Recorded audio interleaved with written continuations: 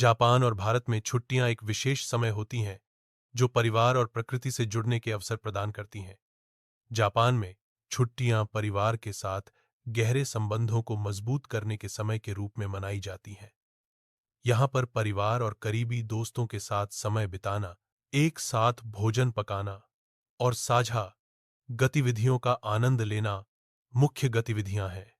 इसके विपरीत भारत में छुट्टियां परिवार और समुदाय से संबंधों को मजबूत करने के अवसर के रूप में देखी जाती हैं। त्योहार और सांस्कृतिक समारोह परिवार और स्थानीय लोगों को एक साथ लाते हैं, जिससे संबंधों को गहराई मिलती है। दोनों देशों की इन छुट्टियों में परिवार और प्रकृति के प्रति एक गहरी संवेदनशीलता और सम्मान की भावना झलकती है। जापान में छुट्टियां और बाहरी गतिविधियां। जापानी छुट्टियां प्रकृति से जुड़ने का एक अद्भुत समय होती हैं। यहाँ लोग आमतौर पर छुट्टी के दिनों में प्राकृतिक स्थलों, पार्कों और हरे भरे पहाड़ों का रुख करते हैं।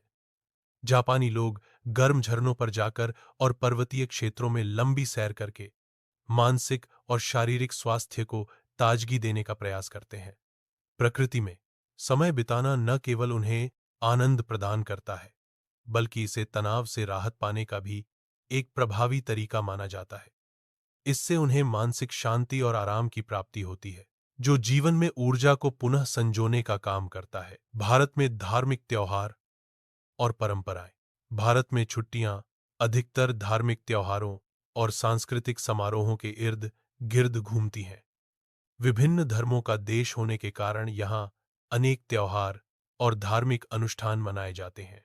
ये त्योहार न केवल धार्मिक आस्था को गहराते हैं, बल्कि यह समुदाय को एक साथ लाकर उनके बीच सामूहिकता और सौहार्द का भाव बढ़ाते हैं।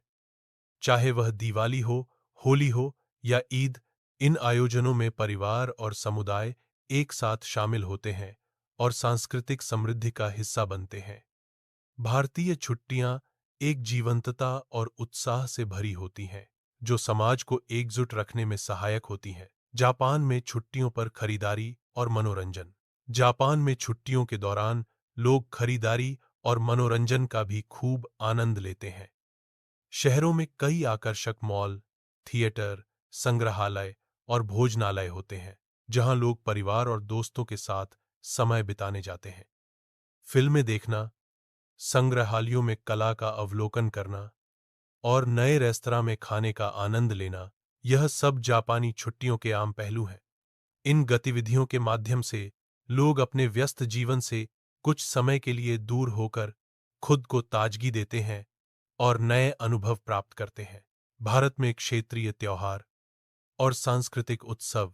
भारत की विविधता को हर क्षेत्र में मनाए जाने वाले विशेष त्योहारों और सांस्कृतिक उत्सवों के माध्यम से देखा जा सकता है।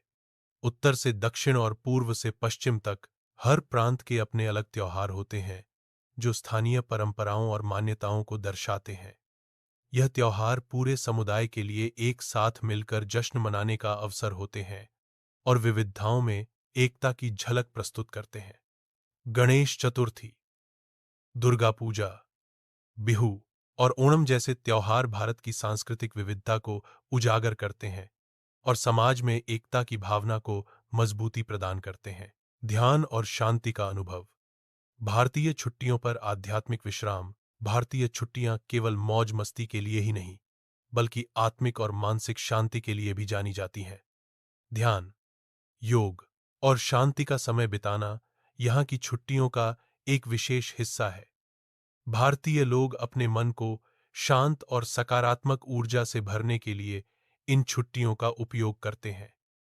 इन परंपराओं के माध्यम से लोग मानसिक शांति प्राप्त करते हैं और आंतरिक संतोष का अनुभव करते हैं, जो उन्हें दैनिक जीवन के तनावों से मुक्ति दिलाता है। जापान में सांस्कृतिक कार्यक्रम और कला।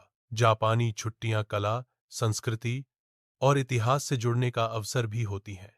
लोग आमतौर पर संग्रहालयों, ऐतिहासिक स्थलों और कला दीर्घाओं का रुख करते हैं। यहाँ की कला और संस्कृति में गहरी रुचि होने के कारण जापानी लोग अपनी छुट्टियों का एक हिस्सा इन्हीं गतिविधियों में बिताते हैं। विशेष रूप से छात्र अपने पारंपरिक उत्सवों और सांस्कृतिक आयोजनों में भाग लेकर अपनी संस्कृति को और गहराई से जानने का प्रयास करते हैं। खाद्य संस्कृति का आनंद। खाद्य संस्कृति जापान और भारत में छुट्टियों का महत्वपूर्ण पहलू है। जापान में मौसमी सब्जियों और मछली जैसे पारंपरिक व्यंजनों का आनंद लेना एक सामान्य बात है। इसी तरह भारत में भी त्योहारों और छुट्टियों में विशेष प्रकार के मसालों और क्षेत्रीय व्यंजनों का महत्व होता है।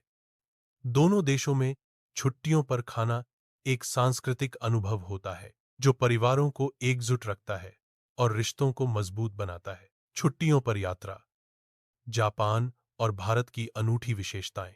जापान और भारत में छुट्टियों पर यात्रा करना एक आम बात है। जापान में लोग चारों मौसमों में प्राकृतिक सौंदर्य का आनंद लेने के लिए पहाड़ों, गर्म झरनों और शांत स्थानों की यात्रा करते हैं, जबकि भारत में लोग ऐतिहासिक स्थलों और धार्मिक तीर्थ स्थलों की यात्रा करना पसंद करते हैं। अगर आपको हमारा वीडियो पसंद आया हो तो चैनल को सब्सक्राइब करें और बेल बटन दबाना ना भूलें। शुभ दिन।